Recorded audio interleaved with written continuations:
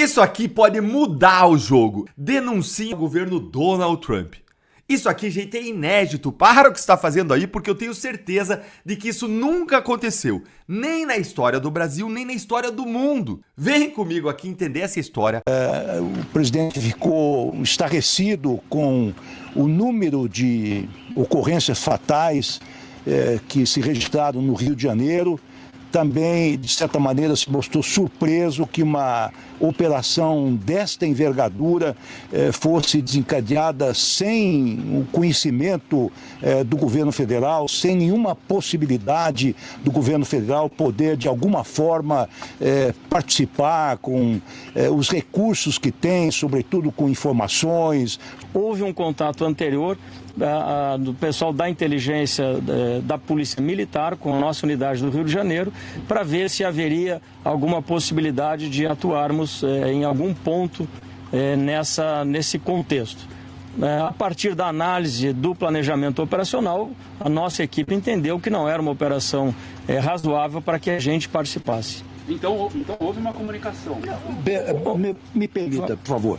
Olha, a comunicação entre governantes, entre o governador do estado e o governo federal tem que se dar ao nível das autoridades de hierarquia mais elevada. Então, essa operação, uma operação deste nível, deste porte, não pode ser acordada num segundo ou terceiro escalão. Então, se fosse uma operação que exigisse a interferência do governo federal, o presidente da República deveria ser avisado, ou o vice-presidente que estava respondendo pela presidência, ou o ministro da Justiça e Segurança Pública, ou o próprio diretor-geral da Polícia Federal.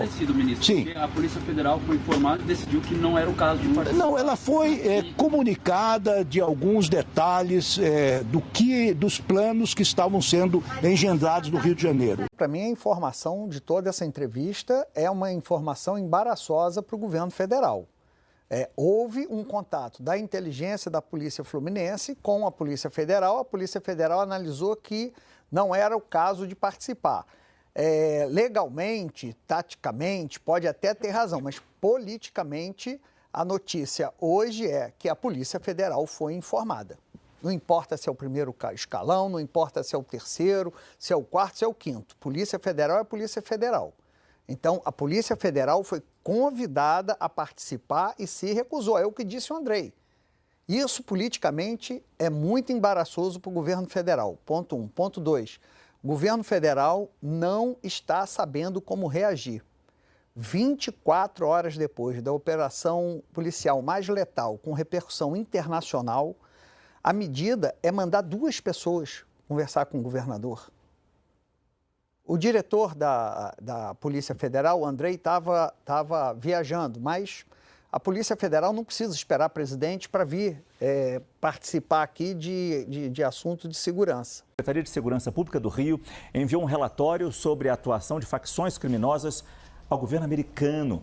Esse relatório dizia o quê, Caio? A gente sabe como os Estados Unidos têm a ideia de enquadrar os nossos traficantes, ou os traficantes de forma geral, em organizações terroristas. É sobre isso um pouco. Boa noite. Completamente, Márcio. Boa noite a todos, Márcio. E ajuda a gente a entender também todo esse contexto das ações do governo Trump e da Casa Branca próximos aqui à Venezuela, aos ataques aos navios ali e também a esse aumento de tensão com a Colômbia. O que acontece, né? Eu apurei junto com uma fonte alta do governo do estado do Rio de Janeiro, que foi entregue um relatório elaborado pela Secretaria de Segurança Pública do Rio de Janeiro para o consulado do Rio de Janeiro, o consulado dos Estados Unidos no Rio de Janeiro. Dizendo o quê, basicamente? Dizendo que o Comando Vermelho atua nos Estados Unidos também, e em outros tantos países, portanto se configura como uma organização transnacional e pratica ações terroristas, no entendimento da Secretaria de Segurança Pública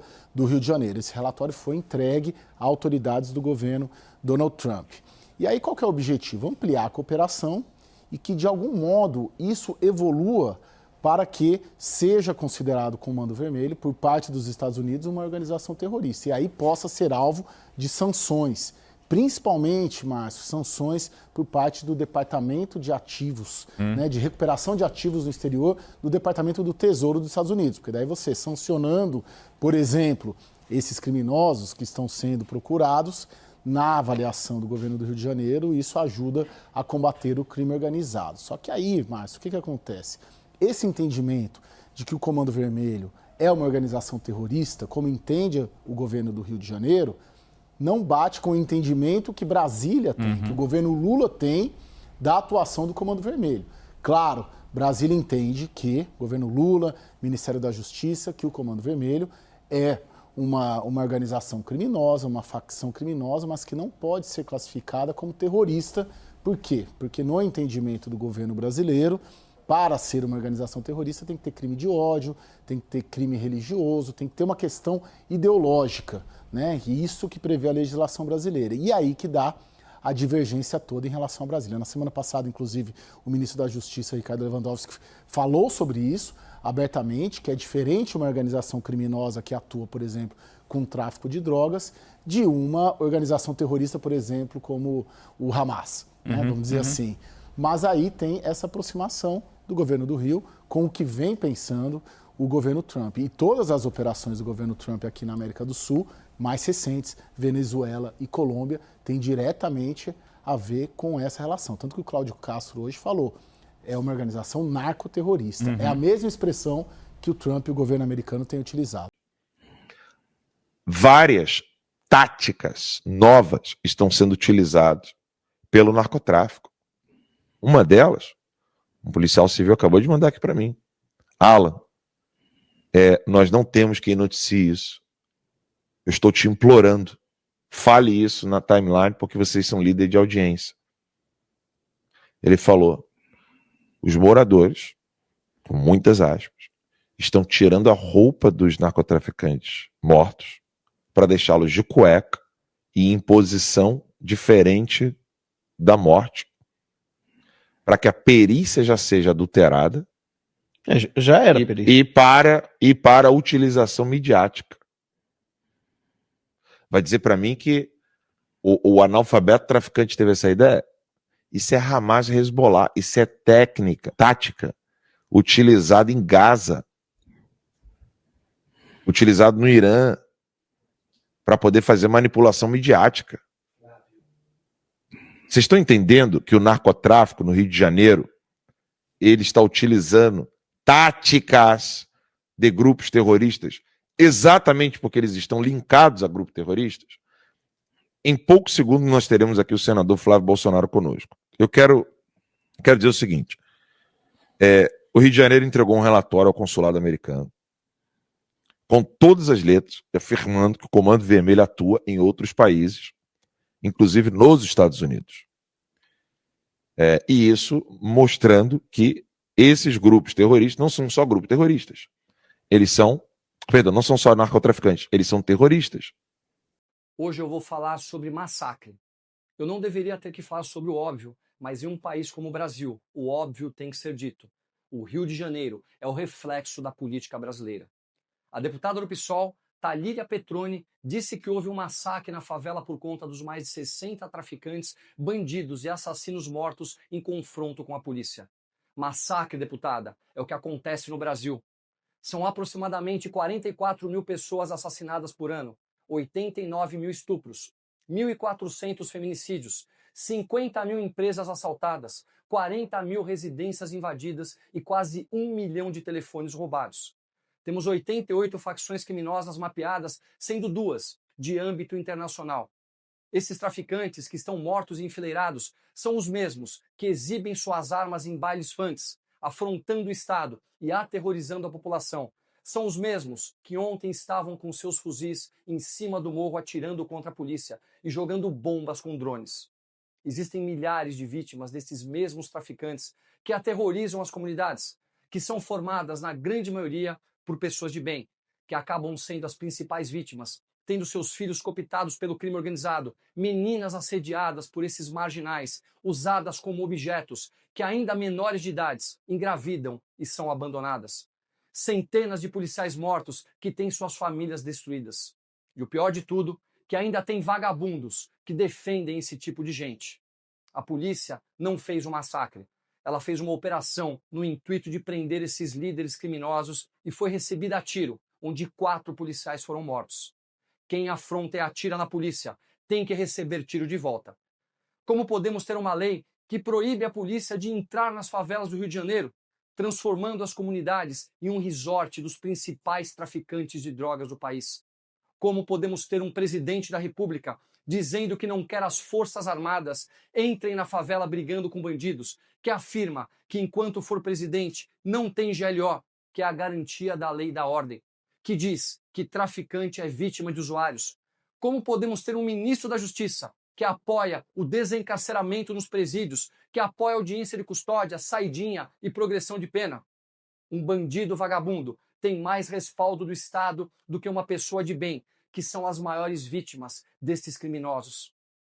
Hoje entendemos com clareza porque estes mesmos criminosos fizeram festa nos presídios quando o ex-presidiário foi eleito. Como já disse, o óbvio tem que ser dito. Não teríamos tantos crimes e tantas facções criminosas sem a conivência do Estado. São juízes, desembargadores, ministros, deputados, senadores, prefeitos, vereadores que, junto ao Poder Judiciário, se utilizam das interpretações de nossas leis e de brechas jurídicas para soltarem esses vagabundos beneficiando o crime. A mídia faz agora um sensacionalismo mostrando os traficantes e criminosos mortos, deixando de lado o verdadeiro problema, que é o crime organizado, em uma manipulação psicológica e controle da narrativa. Em um país sério, cada um dos policiais seria condecorado por essa ação. Mas no país da impunidade, não me espantaria eles serem acusados e julgados por abusos. O governador Cláudio Castro disse em entrevista que não teve a ajuda dos governos, principalmente do federal, e que está sozinho. Os bons governadores de todo o Brasil têm a obrigação moral de ajudá-lo neste triste momento que o Rio de Janeiro passa. Precisamos de homens de coragem, que façam o que deve ser feito, que não tenham medo de encarar a verdade e comprar briga com quem quer que seja para defender o cidadão de bem. Parabéns aos nossos corajosos policiais do Rio de Janeiro e meus sinceros sentimentos às famílias dos 4 policiais que perderam suas vidas defendendo nossa população. O meu nome é Tomé Abduche e eu jamais desistirei do Brasil. Uma notícia que comenta mais de forma geral sobre a operação e outra ali da Globo, que acho que complementa. Mega operação no Rio termina com 64 CPFs cancelados, 81 presos e 93 fuzis apreendidos. Segundo o governo do Rio de Janeiro, o trabalho foi resultado de mais de um ano de investigação. 2.500 policiais civis e militares participaram da ação. Então, não foi algo aleatório. Com muito estudo. A operação policial deflagrada no Rio foi antecedida por investigação que durou mais de um ano. As investigações que levaram à operação identificaram 94 bandidos do Comando Vermelho que estariam escondidos nos complexos do Alemão e da Penha. E outro aqui que eu achei bem curioso, né? Não é todo dia que o Jornal Nacional chama vítimas da sociedade de bandidos. Normalmente chamam de suspeitos, né? Mas aqui é fora do padrão, porque a Globo mesmo, no dia de ontem, em especial a Globo News, né, tava aos prantos. Mas vamos lá. Começando pelo princípio, não é princípio não, né, que já estava no meio da tarde, era 5 da tarde, o governador do estado, Cláudio Castro, comentando sobre como é que estavam as coisas acontecendo, se desdobrando, aí deixou um recado aí para a população. Fala pessoal, 5h20 da tarde, estou aqui no Palácio Guanabara. É um dia importante para o Rio de Janeiro hoje, a maior operação da história das nossas polícias. Até agora temos 60 criminosos neutralizados, 81 presos e 75 fuzis apreendidos. Eu não tenho dúvida que é um dia que a gente está dando um duro golpe na criminalidade, mas eu queria me direcionar a você que está voltando para casa, dizer que as nossas polícias estão na rua. Nós já falamos com todas as concessionárias de transporte estadual, trem, barca, metrô, para garantir que você tenha um retorno tranquilo para casa. A polícia não sairá da rua até que a situação esteja completamente normalizada, que você possa ir para casa hoje, você possa trabalhar amanhã. Então, confia nas forças de segurança. Nós estamos trabalhando muito porque a gente quer um Rio de Janeiro e um Brasil livre da criminalidade e a gente não vai retroceder porque a gente acredita que quanto mais a segurança pública funcionar, mais livre você será, você e a sua família. Um abraço. E aí? Um amigo meu falou comigo ontem, ele falou o seguinte, rapaz, tava aqui ele em São Paulo rodando, ele pegou Uber e também pegou táxi ontem. Ele falou, cara, todo mundo que eu conversei tava feliz da vida. Achando maravilhoso o que tava acontecendo. Com exceção da turma da esquerda, né? Mas todo cidadão comum, trabalhador, tava feliz da vida, assim. Chega com inveja, né? Rapaz, no Rio de Janeiro não podia estar acontecendo aqui em São Paulo também. Tocando terror. Cancelando a CPF dessa turma aí. Mãe de bandido. Aí, já outro vídeo aqui na sequência do Cláudio Castro. Pra gente entrar talvez na melhor história do dia de ontem. Que foi o pedido de apoio que foi feito já no início do ano, em janeiro. E o governo Lula, né, meio que não quis ajudar. Pelo menos não quis ajudar da forma que o Cláudio Castro queria. E tá ali, né? O governo do Rio de Janeiro diz que não tem colaboração do governo federal na segurança do estado e que está excedendo competências. Continuaremos excedendo, se precisar mais ainda, né? Excederemos. E tá lá. O amigo Cláudio Castro disse.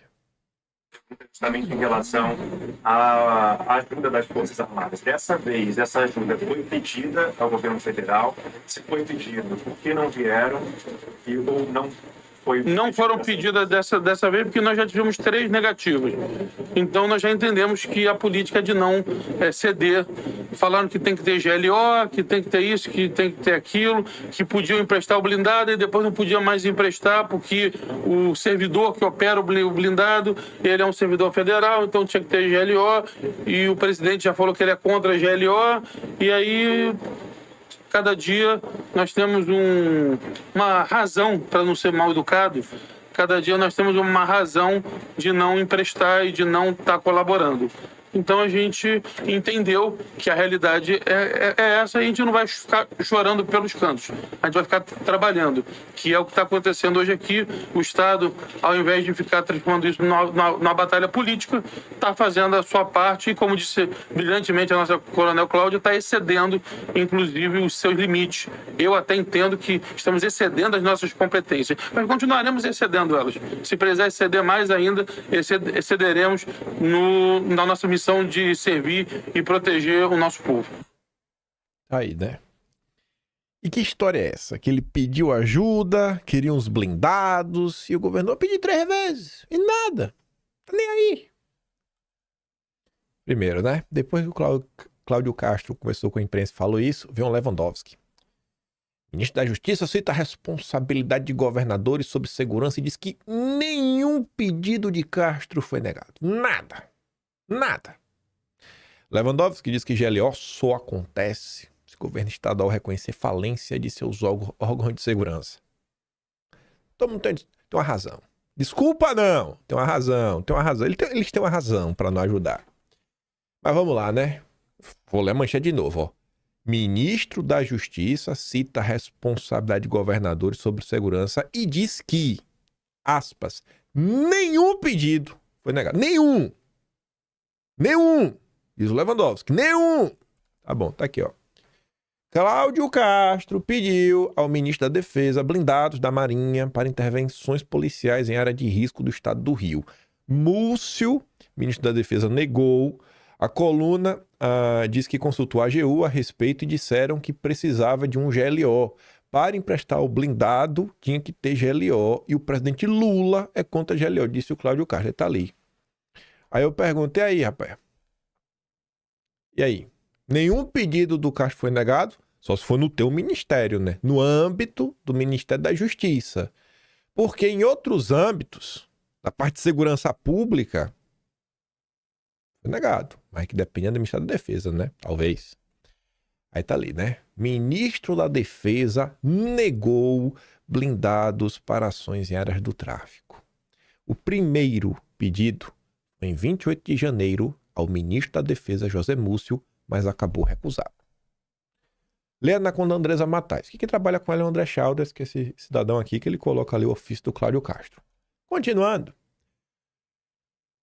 A AGU deu aí, né, o substrato, fez o alicerce para o Múcio poder negar, pelo menos a informação, né, pelo menos não, que o Cláudio Junqueira ele disponibiliza o documento, a fonte primária, o parecer da AGU. Tá ali, ó. A AGU barrou pedido de blindados ao Rio sem decretação de GLO. Veja o documento. Pedido dos blindados é um dos pontos de divergência entre o governo federal e o governo do Rio de Janeiro, né? Ou seja, o Cláudio Castro. A AGU, grande Messias, o possível próximo indicado do Lula para o Supremo, elaborou em fevereiro um parecer no qual deu a fundamentação jurídica para que as Forças Armadas rejeitassem o pedido do Cláudio Castro feito em janeiro deste ano para que fossem oferecidos blindados ao Estado para serem utilizados na segurança pública. O documento interno de 6 páginas do governo federal, ao qual a CNN Brasil teve acesso, diz que, aspas, tal pedido apenas possui o potencial de se subsumir na hipótese do pedido de atuação das Forças Armadas para a garantia da lei e da ordem. Ele botou aqui só um resumo. O documento é esse, possui 6 páginas, parecer número 39/2025, tá ali. E tem um NUP aqui que deve ser algum protocolo 61234030558/2025-83. Tá ali. Deixa eu ver se tem mais alguma coisa aqui que é do dia 14 de fevereiro de 2025. Tá aí. A AGU, o Estadão também deu a nota, citou ex-ministro de Temer ao rejeitar pedidos de blindados do Rio este ano. Procurado, o Ministério da Defesa apresentou o parecer argumentando que era necessário haver decretação do GLO. É só para mostrar, né, que aqui, ó, a AGU citou Raul Jungmann, ex-ministro de Defesa do Temer, quando orientou o Ministério da Defesa a rejeitar uma solicitação do governo do Rio de Janeiro este ano para usar blindados da Marinha no combate ao crime organizado no Estado. No parecer, a AGU alegou que a medida só poderia ser aceita se houvesse decretação da garantia da lei e da ordem. Eu coloquei isso daqui um extra só por uma razão, para eu reclamar do Temer e falar o seguinte: não importa se é PT, e não importa se é o Temer, não importa se essa turminha do Centrão, eles são todos iguais. Todos iguais. O Centrão e o PT têm a mesma visão, tanto que o governo do PT cita o governo Temer para negar esse pedido. Aí, vamos para os escandalizados, né? Começando aqui pelo Engula Noblar. Que horror, o Rio de Janeiro. Governador Cláudio Castro é uma vergonha. Bom, para criticar o Cláudio Castro, o Guga Noblar se utilizou de uma imagem que é fake news. Imagem mentirosa. E quem desmente o Guga Noblar é a própria Globo. A Tsui colocou ali, ó. É fake imagem que mostra colunas de fumaça sobre complexos da PEN do alemão. Conteúdo foi gerado por inteligência artificial. Até para defender o direito dos manos, os caras têm que produzir fake news. Não basta defender o errado, tem que defender o errado com mentiras, manipulação. Esse é o jornalista profissional Guga Noblar. Aí vem a Mônica Bergamo, a imagem dela é verdadeira. Olha ali, ó. Brasil 2025, cenas de uma guerra que nunca termina. Aí vem a Globo News. Cláudio Castro foi contra a PEC da segurança. Agora ele quer o governo federal, diz Otávio Guedes, após o governador do Rio afirmar que as forças de segurança do estado estão sozinhas. O comentarista segue. As intervenções federais que colocaram a segurança na mão de militares fracassaram redondamente. Pronto, então, os militares não resolveram, o Cláudio Castro está sozinho porque ele é contra, que se tivesse a PEC da segurança, o Brasil estava mais seguro que a Suíça. Se tivesse a PEC da segurança, o Rio de Janeiro estava mais seguro que Zurique. Ah, maldito Cláudio Castro. É tudo culpa do Cláudio Castro. Não existe nada que... Assim, você juntou uma situação que você tem Lula em risco e as vítimas da sociedade. Você juntou os dois grupos que a Globo trata como filho. Aí a Globo surta numa situação como essa. Aí corta de novo para Mônica Bergamo. Numa situação como essa, qual a relevância da opinião do senhor Oruan, filho do Marcinho VP? Ele é o quê? Para a opinião dele ter algum tipo de valor? Mas a Mônica Bergamo resolveu destacar, né? Se tirar o fuzil da mão, existe o ser humano, diz o rapper Oruan sobre a operação no Rio. A artista cresceu no Complexo da Penha, onde acontecem as operações policiais. Nossa, estou assim, triste, tocado no meu coração, né? Pois é, né? Se tirar o fuzil da mão, não é um criminoso, não é um bandido. Eles estão sendo alvos, tiveram CPF cancelados, exatamente por conta do fuzil na mão, né? Esse que é o problema, Mônica Bergamo. Aí, é uma sequência. A Mônica Bergamo não está sozinha. Venha, veja. Oruan sobre operação policial no Rio com 64 mortes. A minha alma sangra. Aí o Flávio Gordon comenta, né? Ué, um jornalismo que dá voz a esse bocó, obviamente deixou de ser, né, jornalismo e se tornou porta-voz do crime organizado. Esse aqui é o perfil oficial do Oruan, né? Oruan é Mauro, de trás pra frente, que é o nome dele. Maior chacina da história do Rio. Estou muito triste. Aí tomou uma checada. Voltou do post, omite que, tirando os policiais, a grande parte dos mortos são traficantes envolvidos com narcotráfico. O próprio Oruan é filho dos principais líderes do tráfico no Rio, inclusive é investigado por envolvimento com crime organizado. Será que antes da compra aí do Elon Musk, do Twitter, será que nos primórdios da internet, será que alguma agência de fact-checking iria dar uma checada dessa no Oruan? Óbvio que não, né? Mas o mundo agora é outro. É um absurdo. No dia ontem a gente teve 2 perdas reais, né? 2 policiais acabaram por falecer. Agora, pergunta aí se alguém da imprensa está preocupado com os 2 policiais. Pergunta se tem alguém preocupado com os 2 policiais. Sobre o cidadão Oruan, né? Talvez seja por isso que ele está tão triste.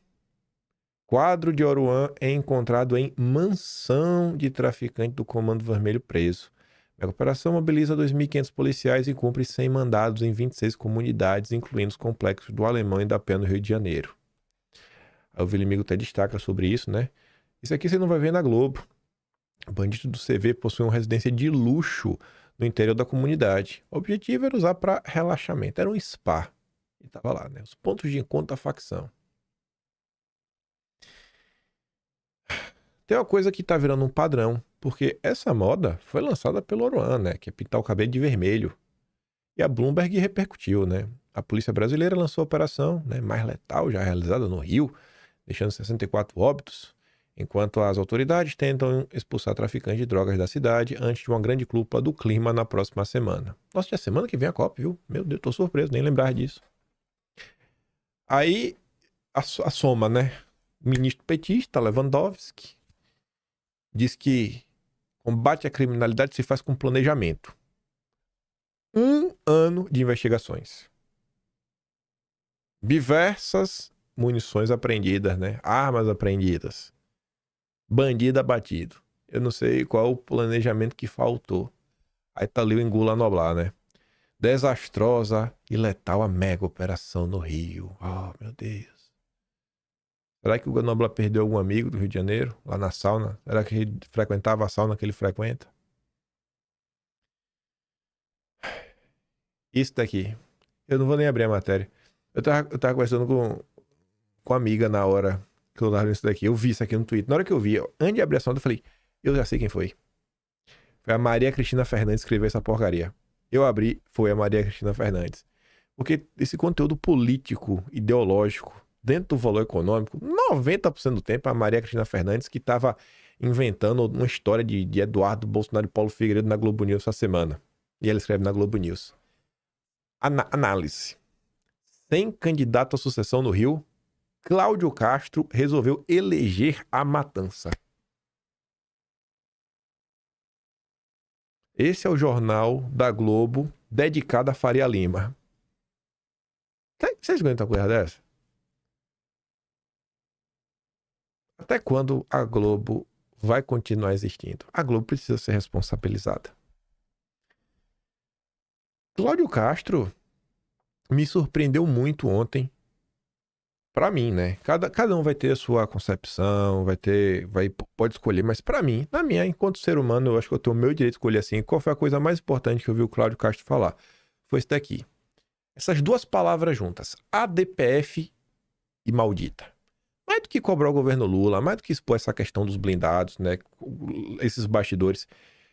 Ter essa coragem de pegar o microfone e falar. E é o que eu digo pra vocês. O que esses governadores falam, viram notícia, porque é um governador de estado, repercute. Quando teve aquela DPF que proibiu, né, as operações em favelas, porque o PSB do Geraldo Alckmin acionou, através, na época era deputado, o Alessandro Molon, aí ficou proibido. Aí todo mundo cobra Bolsonaro, né? Bolsonaro, faça alguma coisa. Ah, Bolsonaro. Não tem governador nesse país. Cadê a tua pra chegar lá, reclamar? Porque assim, tu vai me falar, gente, que o que tá acontecendo aqui é um problema exclusivo do Rio de Janeiro? Essas facções criminosas, elas só existem no Rio de Janeiro, né? Só e somente só no Rio de Janeiro.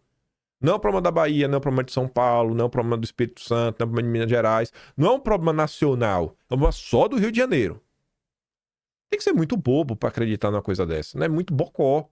Então assim, você tem temas na sociedade que todos os políticos verdadeiramente preocupados com a nação, com o povo, deveriam se posicionar. Deixar clara a opinião deles. Fazer pressão. Ver se o Poder Judiciário, né, raciocina, né, talvez chega numa conclusão diferente. Aí precisou ver o Cláudio Castro falar a DPF maldita. E é uma DPF que quem julgou foi o Supremo. Fiquei surpreso, sabe, com esse posicionamento do Cláudio Castro. Parabéns, cara. Parabéns mesmo. Vou falar do que eu vi. Não tô falando que só, mas do que eu vi, o único governador que eu vi, posso estar enganado, posso não ter visto outros, mas do que eu vi, só o Ronaldo Caiado entrou em campo aí para decretar apoio ao Cláudio Castro. Não, minto. Vou estar sendo injusto. Eu também vi o Romeu Zema. Pronto, me perdoem. Eu vi o Ronaldo Caiado e o Romeu Zema. E você sabe que nem do Partido Novo eu gosto, mas tem que dar os créditos, né? Acho que aqui, pô, de norte a sul do país, todos os governadores deveriam, sabe? Pode falar aquela declaração que falou, ó, parabéns aí, governador Cláudio Castro, saiba que você tem total apoio aqui de nós, temos que realmente combater o crime organizado de forma contundente. Se o governo Lula não te ajudar, o meu estado está de prontidão, temos tropa, não importa. Entra em campo, cara. Entra em campo numa situação dessa. Não dá para o país continuar vivendo dessa forma, não. Um exemplo, né? Para vocês verem, porque às vezes olha só a operação e entende a gente do problema mesmo, do crime como um todo, né? Do que eles vendem e fazem, mas o impacto disso não é só, sei lá, nos usuários que são os verdadeiros culpados, né? Porque eles são as vítimas dos usuários, segundo aí uma pessoa aí que governa o país. Mas imagina a vida de quem mora na região. Você viu, comunicado, vou ler primeiro, ó. Comando Vermelho convoca moradores para as ruas durante, né, o conflito. As mensagens atribuídas ao CV e disseminadas em grupos de facção pediam que moradores saíssem de casa para gravar vídeos da operação, para tumultuar, para atrapalhar, para tentar gerar aí algum, sei lá, uma cortina de fumaça para eles conseguirem escapulir. Aí tá ali, ó, fé meus amigos e irmãos das áreas do CV que não tiver tendo operação e incursão policial. Ajudar nossos irmãos e nossas lideranças do CPX Penha Alemão, os canas tá de maldade, pegando e matando nossos irmãos, vamos se ajudar. Puder mandar uns mototáxi, pedir moradores do CPX para sair para a rua, gravar para não acontecer uma tragédia, chacina em cima de nossos irmãos, humildemente juntos somos fortes, mais unidos seremos imbatíveis. Vários erros de português, né? Eu acho que essa mensagem realmente é oficial. Essa aqui foi de ontem. E curiosamente, essa notícia saiu antes da operação. Essa notícia é de ontem às 4 horas da manhã. Comando Vermelho e PCC negociam com grupos colombianos compra e transporte de drogas na Amazônia. E quem diz isso não foi o Cláudio Castro, foi a ABIN do governo Lula. Relatório das agências de inteligência dos dois países diz que porto no Pará tem sido usado para escoamento de droga para a Europa. O documento aponta que Tríplice Fronteira virou o principal ponto, né, da droga na região. Aí o Vinícius comenta, o regime Lula deseja intermediar o conflito entre Estados Unidos e Venezuela. No entanto, o Brasil é parte do problema em relação à atuação de facções, né? E não faz parte da solução. Dos 3 países citados na matéria, os Estados Unidos já atuam contra 2, que é contra a Colômbia e contra a Venezuela. Aí você corta para os maiores defensores dos direitos dos manos, os zongueiros e especialistas. Aí começa. Sem nenhum tipo de justificativa. Esse cientista político vive no Brasil, ele lê um noticiário que faz inacreditável. Aí tá aqui, né? A maior chacina do estado do Rio, disse o cientista político que acompanha operações com uso da violência, algo completamente sem precedentes, sem nenhum tipo de justificativa. Talvez a operação mais irresponsável da história do Rio de Janeiro e mostra a total falência desse governo do estado na área de segurança pública. A UOL não ficou sozinha. Ainda tem mais de UOL, né? Vai começar dos zongueiros. Levou da Anistia Internacional. Primeiro lugar, né? Será que a Anistia Internacional aqui defende anistia para as vítimas do Rio de Janeiro? Não, óbvio que não. Cláudio Castro foi responsável em todas as medidas. Aí a Pâmela comenta, né? A Anistia Internacional nunca deu um pio quando o Clezão faleceu na prisão, sem ter direito ao devido processo legal e, aliás, preso sem ter cometido crime algum. Agora, porque o estado do Rio, né, tá deitando vagabundo, se manifestam rapidinho. ONG Internacional é um dos maiores problemas do Brasil. Aí a CNN levou também um especialista. Aí bota lá, especialista. Tem nem nome, né? Especialista. Mega operação contra o Comando Vermelho não pode ser considerada bem-sucedida. Foi não. Horrível. A Yatsuki foi atrás aí, né? Da ONG desse rapaz, que é o Instituto Fogo Cruzado no Rio de Janeiro. Enquanto existirem institutos e ONGs internacionais ou nacionais, financiadas pelo exterior, moldando a percepção pública, nenhum Bukele conseguirá limpar o país da criminalidade. A Yatsuki foi atrás, né? O Instituto Fogo Cruzado, tá aqui o site deles, parceiro do Sol da Paz, e tem parcerias institucionais com a Haddad Foundation. Eu não acho que é do Haddad, não acho, pelo menos não me consta que o Haddad tem uma fundação. Enfim, Galo da Manhã, Ford Foundation, né, Fundação Ford, Itaú, a Farinha Lima tá sempre aí, né, o Lema, Instituto, aqui é Laffer no final, né, enfim, Geneva Graduate Institute, a Open Society do Soros, Oak Foundation e o NED, que o Trump aí fez o favor de também cortar o dinheiro, cortar o financiamento. Aí, 30 ONGs assinam nota contra a mega operação no Rio.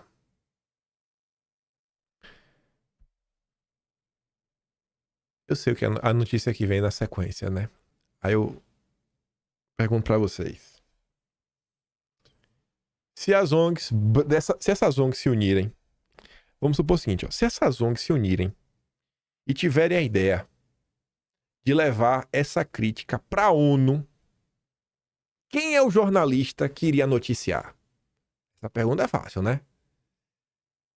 Quem é o porta-voz extraoficial da ONU contra o Brasil? O porta-voz do que existe de pior nesse planeta contra o Brasil. Ele! Sempre ele! O flautista de Genebra. Entidades chamam mortes em operação no Rio de Geno. É o Geno? Em denúncia à ONU. Sabe, assim, eu faço sempre questão de destacar. Esse cara, ele não é jornalista. Esse cara é um agente de desestabilização. Esse cara é inimigo do país.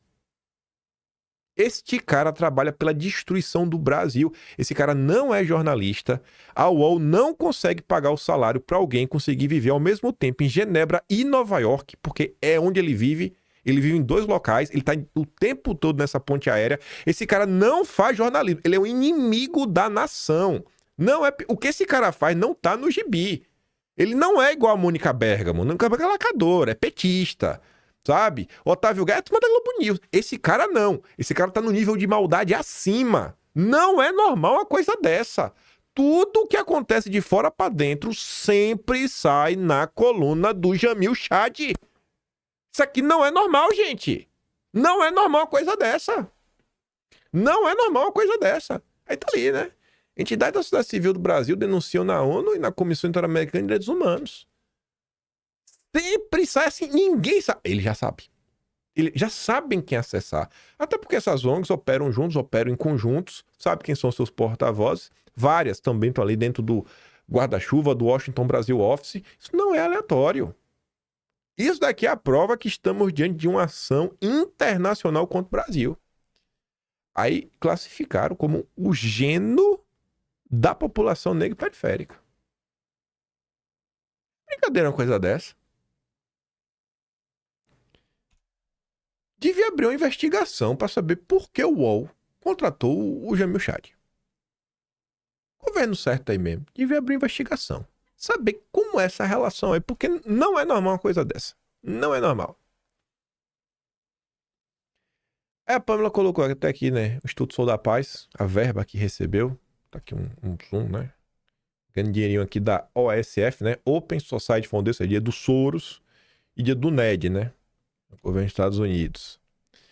Aí ela fala assim, ó, a mesma ONG que lança manifesto contra a mega operação é a mesma que já recebeu dinheiro do NED, via o SAID, dos Estados Unidos, para projetos de combate à desinformação, democracia e segurança pública, rede de jornalistas e também modelo integrado de controle de armas, este patrocinado pela Open Society Foundation do Soros. De 2022 para cá, os investimentos internacionais em ONGs em solo brasileiro basicamente duplicaram, outros até triplicaram. Soberania? Eles querem controlar o quanto a polícia pode, né, limpar traficantes e também controlar em quem você pode votar. Escolhem os políticos, pois, em solo brasileiro, milhões de reais em emendas parlamentares vão também parar nas mãos dessas ONGs. Movimentos sociais que não defendem o cidadão, apenas uma casta da comunidade bandidólatra que assola a segurança pública do nosso país. Essas mesmas ONGs fazem lobby pela criação de leis que vão beneficiá-los lá na frente. Essas mesmas ONGs se apoderam do Ministério Público Federal e impetram ações contra a democracia brasileira constantemente. E ela dá exemplo de outras áreas. Essas mesmas ONGs são as ONGs que querem impedir a exploração da margem equatorial e o desenvolvimento regional no norte e nordeste do país. Estas mesmas ONGs se apoderam de áreas e comunidades indígenas onde existem mensuráveis áreas contendo terras raras e riquezas que o país pode explorar. E depois ela vai falar sobre que o Brasil não tem soberania. E tá ali, né? Quanto ganhou ali em 2020, foi dado de dinheiro em 2022. Deixa eu ver. Ah, não. A nota explicativa da dimensão financeira, 31 de dezembro de 24 e 23. Enfim, é de tempos passados aqui, tempos recentes. Aí, além da indignação da classe jornalística, além da denúncia aí do Cláudio Castro, o governo não queria ajudar com os blindados, porque também não quer GLO, tivemos a indignação dos petistas. Sempre eles. Começando pelo presidente do PT, Edinho Silva, irmão de alma de Carlos Gabas. Eu não estou inventando esse apelido. Esse apelido foi dado pelo próprio Carlos Gabas. É meu irmão de alma. Presidente do PT, mais de 60 vidas perdidas no Rio, em operação desastrosa. As vítimas da sociedade. Aí o Lindenberg, esse já viu para lançar teoria. Eu não descarto que a operação de hoje tenha sido deflagrada com a intenção abjeta de tentar mudar a pauta da política nacional, né, rapaz? Aí, ó, não é para combater nada. Não importa se teve 1 ano de investigações. Isso tudo é para sabotar o Lula. Para sabotar o Lula. É, né? É mesmo. É mesmo. Aí vem companheiro de seu. O que estamos vendo no Rio de Janeiro é a confissão da falência da gestão de Cláudio Castro. O Estado vive um cenário de descontrole e violência sem precedentes. E o governador, em vez de assumir responsabilidade, tenta culpar o Lula. Tô tocado, sabe? Tô triste. Triste com o Cláudio Castro. Aí vem o PSOL. Mega operação, quanto você vê, né? É a mais letal da história. Tá lá o Tarcísio Mota, pessoal do Rio de Janeiro, indignado com o que está acontecendo.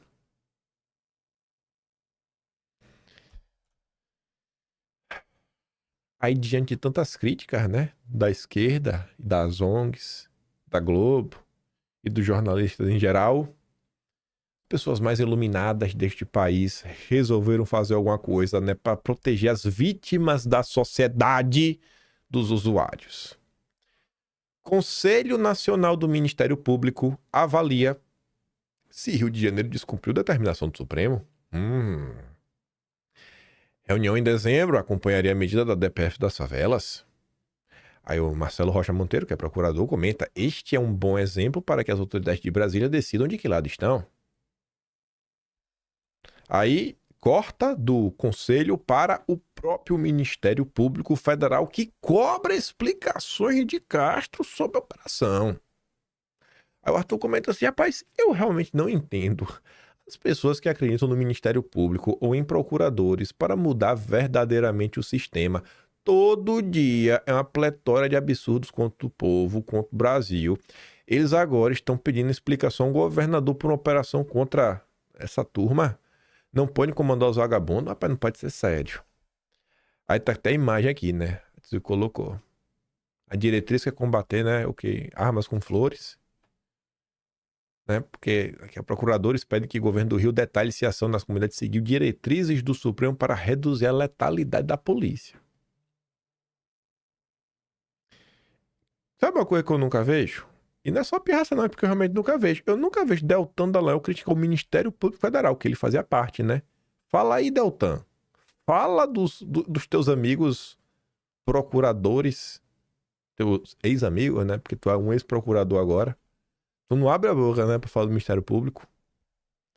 E aí, pra realmente resolver, agora eu sei, agora eu tenho certeza que o Estado Democrático de Direito vai sobreviver e vai sair mais forte do que nunca. Porque o grande e ilustríssimo, o maior de todo o Brasil, o número 1, Moraes, assume a DPF das favelas e já cobrou a manifestação da PGR. Só deu 24 horas. E aí do Paulo Gonet que não responda. É o brabo. E o bom é assim, você se pergunta assim, mas por que ele? Porque ele é o número 1. Né? Era o Barroso. Mas não é porque o Barroso se aposentou, assim, o Barroso se aposenta e vai pra ele, qual é a regra? Calma que você vai entender como é a regra. Por que escolher o número 1? O suprassumo da democracia brasileira. Com a aposentadoria de Barroso, Moraes assumiu temporariamente o comando da DPF das favelas. Ele determinou que a PGR se manifeste sobre a mega operação. E por que ele foi escolhido? Qual foi a regra? O processo foi atribuído de forma excepcional. Essa é a regra. É isso aí. Acharam que tem que ser ele. Ele é o número 1. Ele joga e joga, ele vence e vence, ele salva o Estado Democrático de Direito. Essa é a regra. Tinha alguém melhor? Não. Tinha alguém, óbvio que não tinha ninguém melhor. Não tem ninguém melhor. É o número 1. Escolheram a pessoa mais capacitada deste Brasil. É isso mesmo. Viva o Estado Democrático de Direito. A ordem da PGR acontece depois do Conselho Nacional de Direitos dos Humanos apresentar petição nos autos pedindo a atuação do Supremo diante da operação policial. Ele deu 24 horas para a turma do Paulo Gonet. Eu acho que tem muito. Devia ter dado uma, porque é a situação calamitosa, mas ele é um cara bondoso, piedoso. O Conselho Nacional do Direito dos Humanos afirma que o resultado de julgamento da DPF das favelas determinou que o Estado do Rio deve promover as adequações normativas e administrativas necessárias quanto à mensuração e monitoramento da letalidade policial. Todavia, apesar das determinações proferidas nesta ação, ocorreu no dia 28 a operação policial mais letal da história do Rio. É isso aí mesmo. É isso aí mesmo. Meu Deus do céu.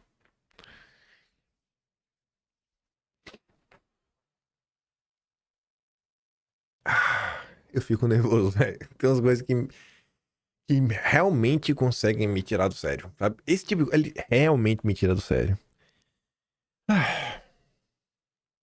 Gente, no meio de tudo isso que aconteceu, e aqui não é pra puxar saco do Eduardo Bolsonaro, não, é porque eu sempre falo, tem umas coisas que eu sempre falo e repito. E aí quando eu vejo alguém fazendo coisas que eu falo e repito, eu falo, pô, é isso aqui que eu espero, sabe? Da classe política, de político como um todo, em geral.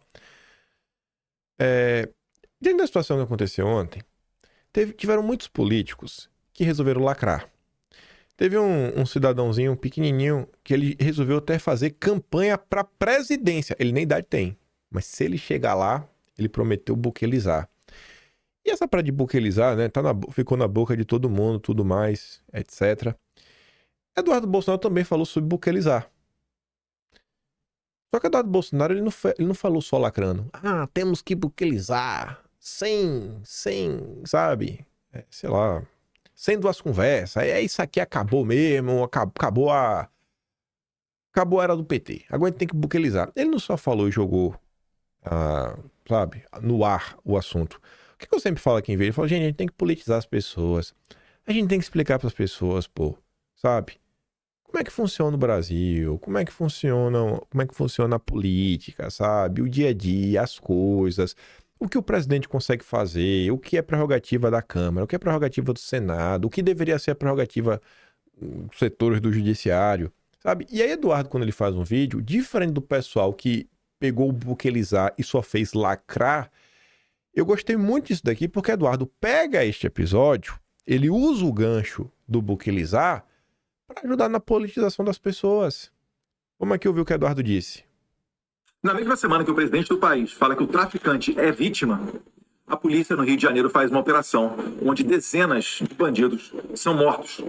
Primeiro de tudo, se você é revoltado com a insegurança, seja no Rio de Janeiro, em qualquer lugar do país, ou se você já sofreu na mão de criminoso, você tem o dever moral de apoiar a polícia. O seu presidente, atualmente, o atual ocupante da cadeira presidencial, não vai fazer isso.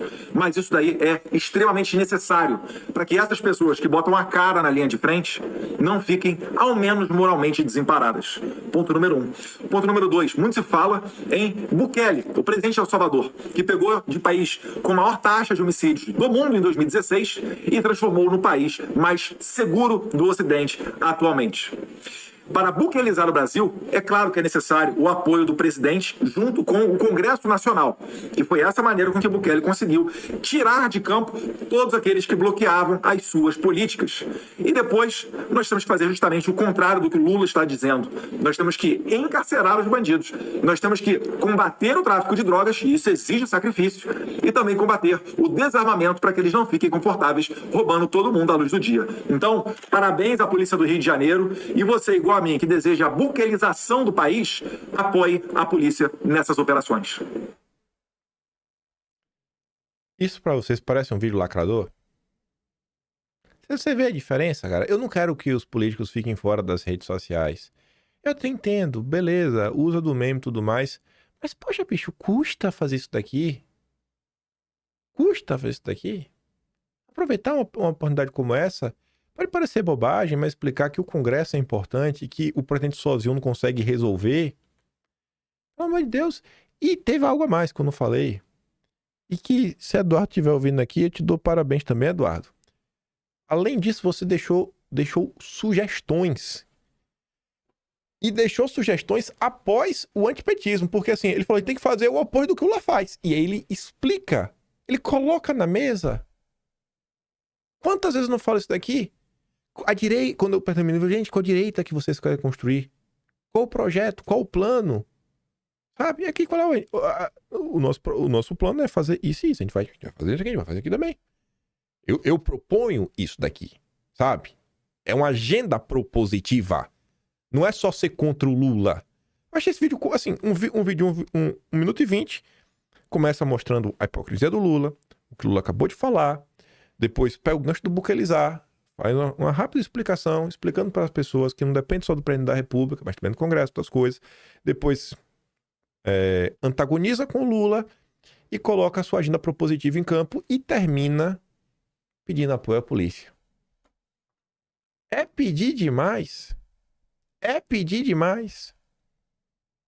Parabéns, Eduardo. Por isso que tu é o líder, cara. Depois do Jair, você é o líder. Vamos botar assim, né?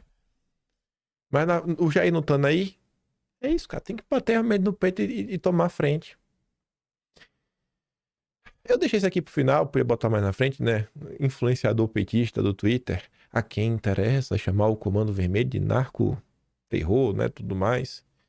Aí o Mafinha comenta, o PT dando de bandeja a pauta anti-Trump. Por que eu coloquei isso no final? Porque ontem a CNN, mais especificamente o Caio Junqueira, revelou que o Rio de Janeiro passou a governo Trump relatório de atuação do Comando Vermelho nos Estados Unidos. Que é uma pauta que o Trump tá bem preocupado, né? Tomando até ações aí na costa da Venezuela. Aí que o Trump bota aí na Baía de Guanabara. Eita, o Samuel Pancha do Metrópole vai ficar louco! Eita, rapaz. O governo do estado do Rio entregou há cerca de 8 meses ao governo de Trump um relatório que, segundo fontes próximas ao governador Cláudio Castro, comprova que o CV é um grupo que toca o terror com a atuação dos Estados Unidos. O documento foi elaborado pela inteligência da Secretaria de Segurança Pública do Rio e entregue ao consulado dos Estados Unidos no Rio de Janeiro. Ele detalha como a facção expandiu seus negócios para a América do Norte, além da forma como atua com violência no Brasil. E até o perfil ali, né, um perfil oficial do Departamento de Estado, relacionado a viagens. Oh, alerta aí, hein? Se estiver no Brasil aí, cara, tá tenso, viu, no Rio de Janeiro. Tenso. Muito tenso. Muito tenso. Mas vamos lá. Ela tem que falar mais uma besteirinha. Sabia que a maior parte do tempo seria sobre aquilo ali. Continuando aqui sobre a questão dos Estados Unidos, ontem saiu uma análise, mas não sei, também não foi tão profunda, né? Só falando assim, ó, talvez, né, a foto com Trump não significou muita coisa. Clarissa Oliveira veio falar que Estados Unidos dão sinais de que não irão facilitar negociações. Apesar do clima amistoso entre Lula e Trump, Estados Unidos resistem à suspensão temporária de tarifas e sinalizam que manterão pressão nas negociações. Aí o Vinícius Carrion fala assim, ó, ele coloca aspas, né, para o que está na matéria. Os Estados Unidos estão dando uma série de sinalizações de que não vão facilitar essa negociação para o Brasil e que o jogo vai ser duro, mesmo em um período relativamente curto, caso seja possível acelerar essas negociações. Avalia a analista. Ontem também, em relação a essas questões Brasil, Estados Unidos, tarifa, a Tereza Cristina fez o oposto do que fez Eduardo Bolsonaro. Ela despolitizou as pessoas. Com mentiras, fake news, narrativa, e obviamente eu vou desmentir. Mas além de despolitizar as pessoas, ela mostra mais uma vez de que lado ela está e a quem ela serve. Senado, nos Estados Unidos, né, aprova a resolução bipartidária para acabar com as tarifas sobre o Brasil. O Senado dos Estados Unidos acaba de aprovar, 52/48, o projeto de resolução que determina o encerramento da emergência nacional, base das tarifas adicionais de 40% a produtos brasileiros. O diálogo e a diplomacia da nossa comitiva suprapartidária em julho renderam frutos. É assim que poderemos avançar num ganha-ganha para Brasil e Estados Unidos. Lobista, né? A Pamela comenta. Nunca mais votem nessa senadora lobista do Partido Democrata dos Estados Unidos. Tereza está a serviço do globalismo. Aí para você ver, né? Olha lá, isso, aquilo, outro. Está despolitizando. Por que eu digo que ela está despolitizando? A Globo, sem o comentário do Paulo Figueiredo, a Globo já derruba por terra tudo que a Tereza Cristina falou. A Globo politiza o que a Tereza despolitiza.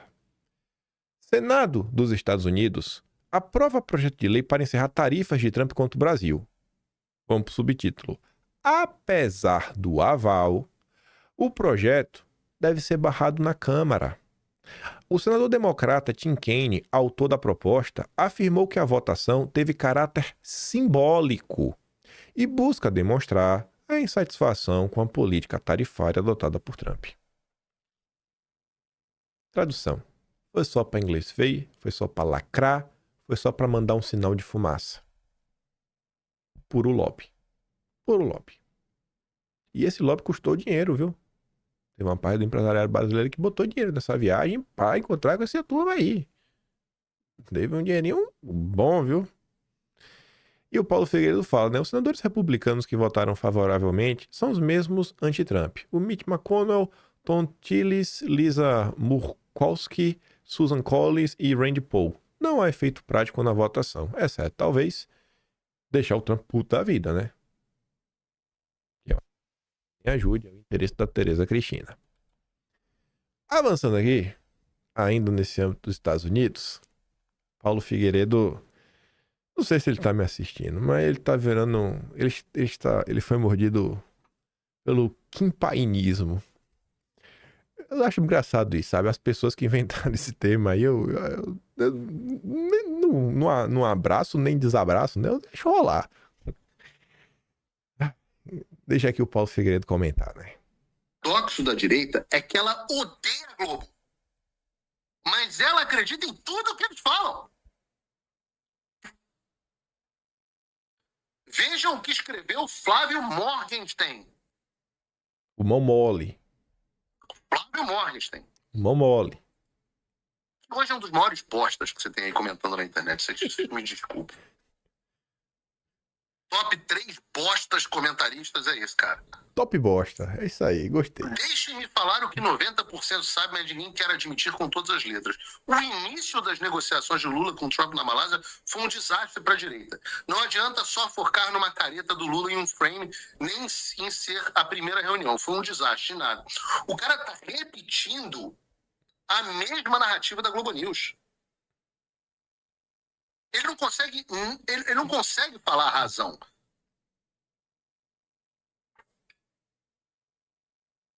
Mas ele sabe que a reunião foi um desastre. Um desastre para a direita. Ele não consegue explicar por que foi um desastre para a direita. Mas foi um desastre para a direita. Por que foi? Por que foi, né?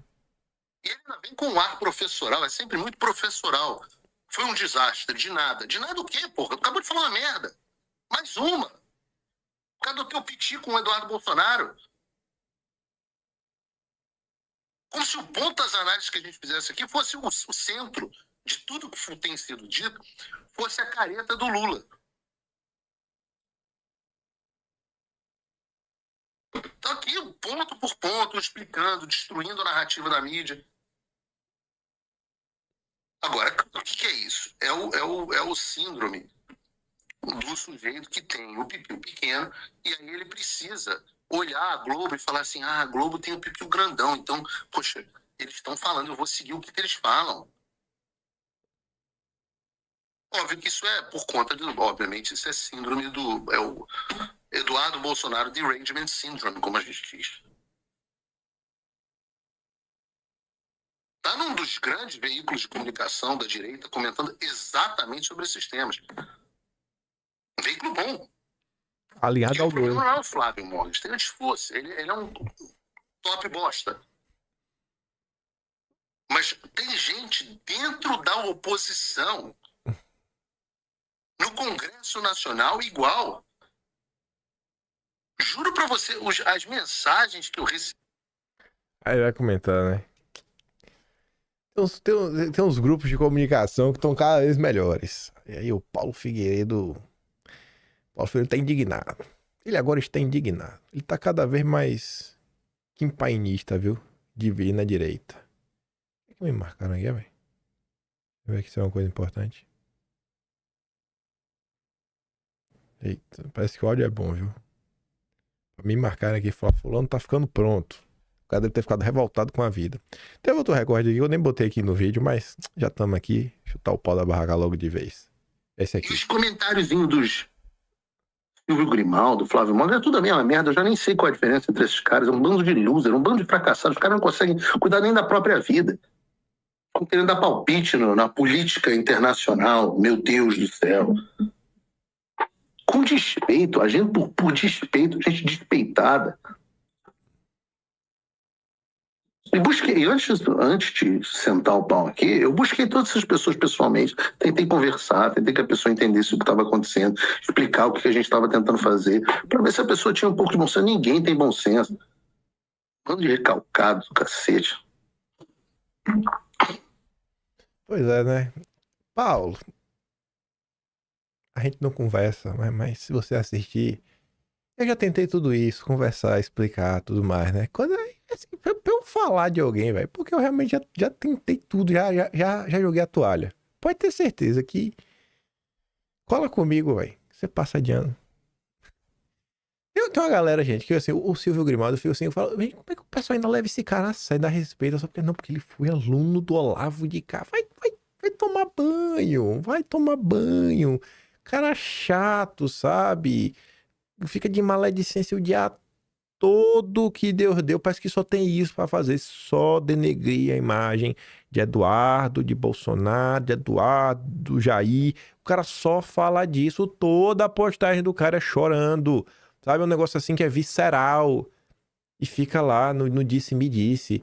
Aí o pior é que ele fica defendendo o Deltan Dallagnol. Aí o Grimaldo tava lá reclamando que a família Bolsonaro tava lá de conchavo com o PST do Kassab, porque ia apoiar o Eduardo Paes.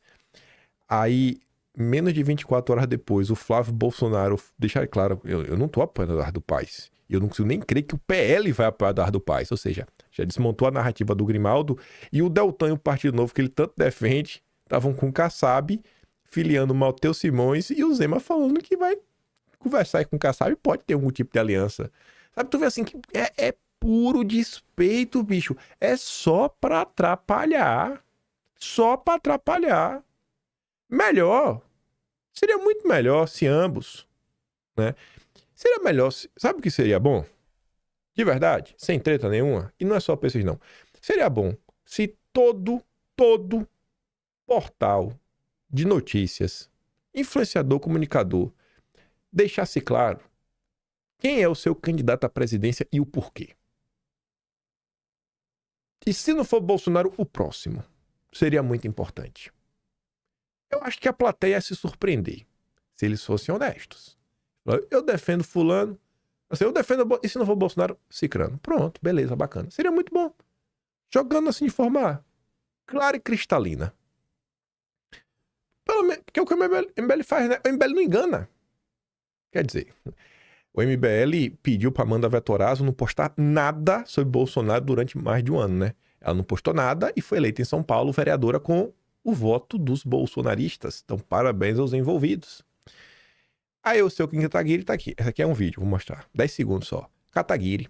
Bolsonaro deve cumprir pena na cadeia e ao hospital quando necessário. Ele tá defendendo Bolsonaro que ser preso na cadeia, torturado. Aí o Chifre mostra a hipocrisia do cidadão, né? Ué, Kim, você mesmo disse que o processo é ilegal mês passado. Agora, né, dá legitimidade para prisão. Quem foi que puxou tua orelha? Esse aqui é o Kataguiri, ó.